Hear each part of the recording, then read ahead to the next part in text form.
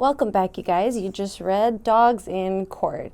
Now, we know that the dogs are not the ones in trouble. They're actually in the witness box, and so they're not there to testify with their little paw up. In America, so they've been bringing in these trained dogs to be with the witnesses and the people who are going to be in court. They're usually high tense situations, and a lot of people can lose their nerve when they're just being bombarded with question after question. They have to relive terrible moments, and overall it's just very, the situation is not good or conductive for them to speak factually and properly when they have all these things going on in their mind.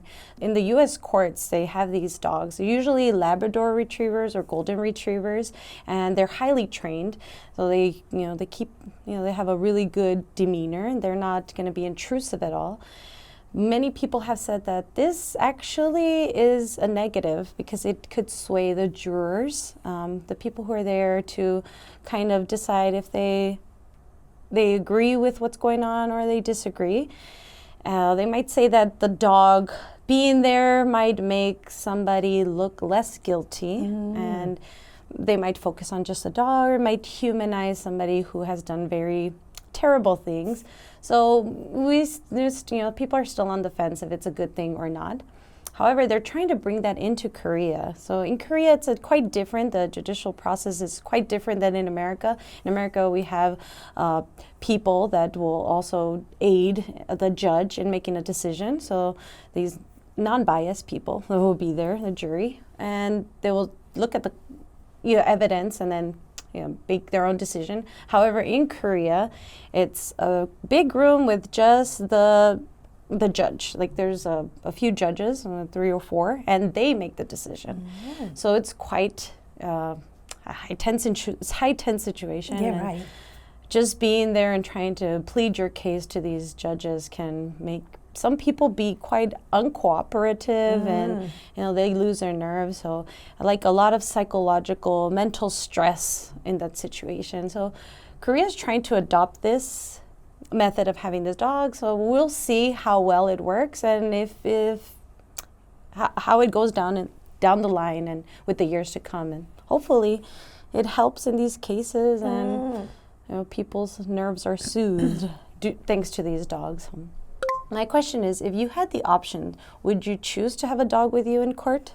I think maybe it depends on the situation. It could be like different, right? I think so. Maybe if I was guilty of the crime but didn't want to appear so, I would bring a dog with me to make me seem more human. But if I was not guilty, I think it would make me seem less sincere to have a dog with me. Like if I'm pleading the case but whilst also like stroking a puppy, I don't know, in my mind I would think that it would make me look less sincere and like I wasn't taking the issue seriously. Right. I might be wrong, but just in my thinking, that's what I would imagine that the judge would think.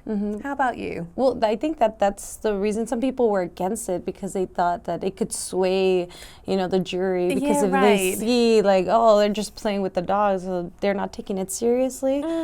I don't know. So I have been in court in Korea. I was suing and I won. However, yeah, I can attest to the fact that it is like it's quite scary. It's a really big room, and it's just so you and the person that you're suing, and then the judges. That seems so much more scary than it does, because we have the same system as you, where we have jurors in the UK, so way more people, and there's people like watching, and I don't know. Because usually if you think about a room full of people, I think that's more nerve-wracking. But I imagine being like here with like 3 judges would be really stressful. They're the only ones to appeal to, and they're looking more at just the documents that you prepare and not so much the situation, which may or may not be good. But I could see how in Korea it would be much more beneficial for the people if they're tense. It would be easier for them to get their words out, what they want to say properly. Would the presence of dogs in the court affect the judgment of judges or jurors, and if so, how? Following on from what I said, the only other thing I can imagine is that the dog would be distracting. Like usually if a pet is very cute, like you are more likely to look at the pet than the owner, I think. And dogs kind of have a complete free will to do whatever they want. So sometimes they do like cute or funny little things. Yeah. And so I imagine as someone who is often easily distracted, I would be listening to the witness testimony and then I would suddenly be focusing on the dog if it was doing something cute. I know myself. So maybe similar situation.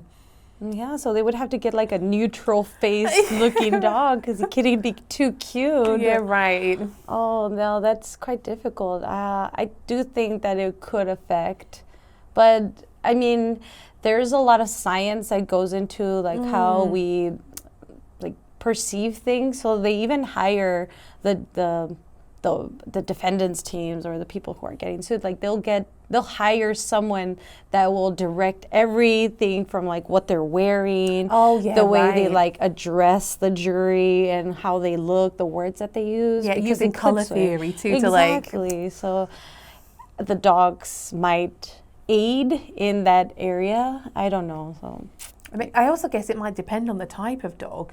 Like if you have like a really scary looking pit bull, I think it wouldn't do you as much favors if you had like a cute little Maltese or something like that. That's why they like, no, just golden retrievers and Labrador retrievers. None of that other cute or random style. A cute little Yorkie. Okay, well, we hope that you guys go ahead and keep using the vocabulary and use it in your day-to-day. And we'll see you in the next article. Bye. Testify. Testify. Sway. Sway. Demeanor. Demeanor. Vulnerable. Vulnerable. Soothe.